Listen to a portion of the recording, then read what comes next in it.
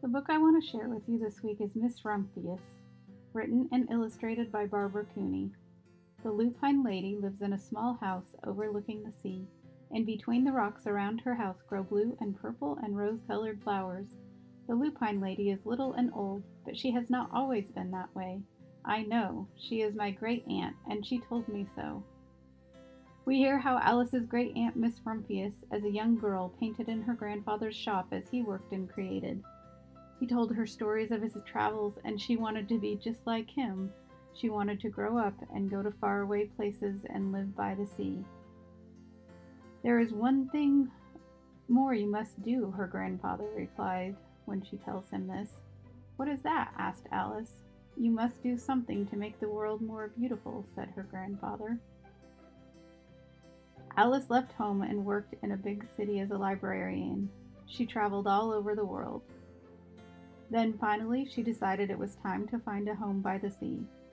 She had done 2 of the things she'd vowed to do, but there was one more thing left, to do something to make the world more beautiful. The world is already pretty nice, she thought, looking over the ocean, but then she had an idea. She ordered 5 bushels of lupine seeds, and all that summer Miss Rumphius, her pockets full of seeds, wandered over fields and headlands sowing lupines. People called her that crazy old lady.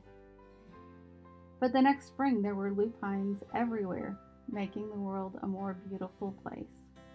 The story comes full circle in the end. Miss Rumphius is an old lady. She tells her great niece Alice stories of the faraway places she has traveled. Alice vows that she'll do the same. She will travel all over the world and live by the sea. Miss Rumphius gives Alice the same challenge her grandfather gave her, to do something to make the world a more beautiful place. I've just hit the highlights here. There are a lot of words in the text, so you'll have to read the book yourself to get the full benefit of all the beautiful language and the illustrations. This beautiful book meets and exceeds all of the criteria for the picture book genre. First, we'll look at the illustrations, how they correspond to the story, complement the plot, setting and mood, and enhance the characterization.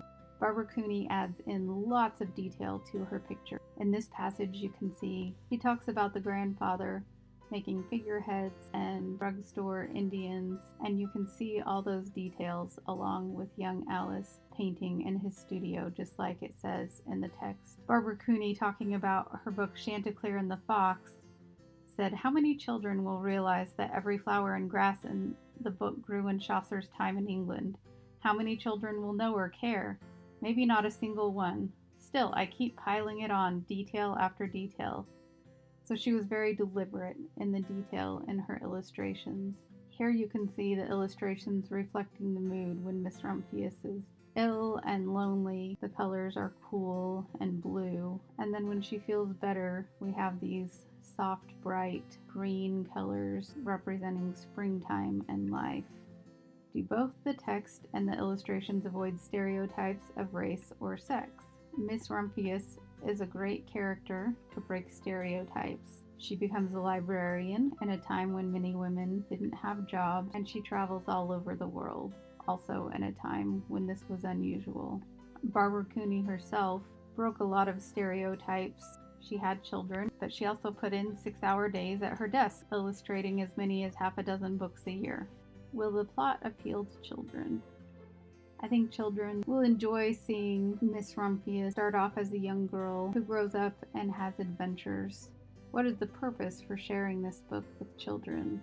Hopefully sharing this book with children will inspire them to do something to make the world more beautiful, whether it's through artwork or planting flower seeds or something else. Are the author's style and language appropriate for children? Barbara Cooney herself had something to say about this. She said, "I believe that children in this country need a more robust literary diet than they are getting.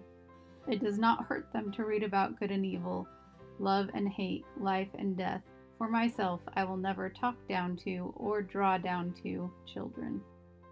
Are the text, the illustrations, the format, and the typography in harmony?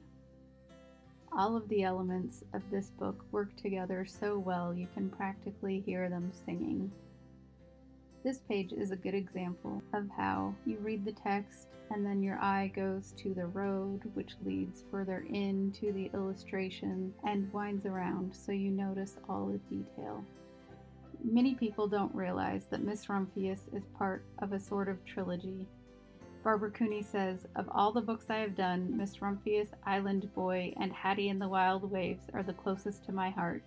These three are as near as I will ever come to an autobiography." In her lifetime, Barbara Cooney illustrated 110 books. Her books are a treasure to be pored over and enjoyed by children of all ages.